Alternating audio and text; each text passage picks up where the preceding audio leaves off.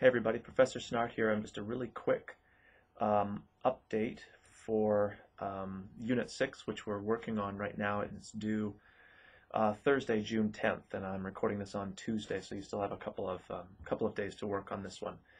I wanted to kind of draw your attention to this unit because it's fairly simple. You're just finding a secondary source and using a discussion board to post a very brief kind of report on your source or summary. All the details are in the unit, so you can read it there.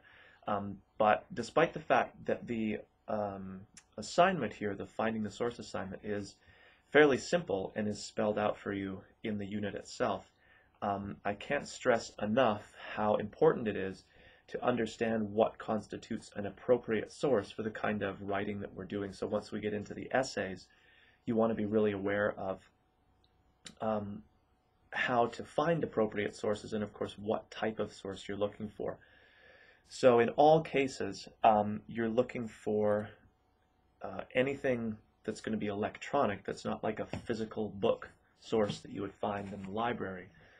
You're always going to be using the COD library databases. So nothing or anything you find on just through Google, Wikipedia, anything like that, those are inappropriate sources for the kind of work that we're doing here. So if I'm seeing those, again, that just sort of is the end of your grade for that assignment right there. So it's really important to get these sources correct. And again, there's lots of detail in the unit here that kind of explains how to find them. The other thing to be aware of is that what you're looking for is database material or maybe book material for future assignments that are direct discussions of the primary texts that you're talking about. So a primary text would be like the short stories we've read. So Flight Patterns would be a primary text, or Alice Munro's Boys and Girls is a primary text. So an appropriate secondary source is like database material from the COD library databases that are direct discussions of those primary texts. So again, I list a couple of really good databases that provide information directly on those, short stories, or maybe discussions about an author more generally, but specific to that primary text.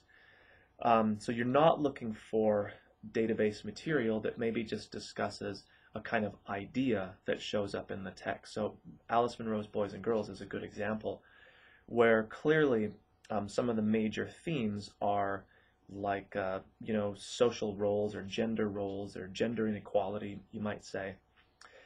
So when you go to find secondary sources about Boys and Girls, about Alice Munro's Boys and Girls, you don't want to go to a database that provides,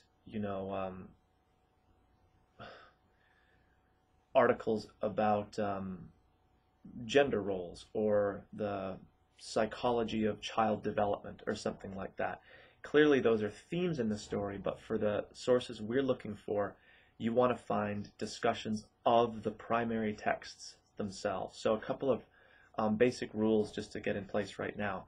Appropriate sources are from the databases, not just general web stuff that you might find, and appropriate sources discuss the primary texts directly, as opposed to being discussions of more kind of general ideas or broad concepts that just happen to be in those primary texts. So be sure you're getting that correct for Unit 6. Again, the unit itself is fairly simple, but it's introducing some really crucial ideas that will have a major impact on the essays that we're writing, which is really, again, like I said before, where the bulk of the grade for this course comes from. Most of the writing assignments and discussion board things are fairly minor in terms of the point value compared to the major essays. So again, be sure you're getting this right for Unit 6, really in preparation for getting it right for those longer essays.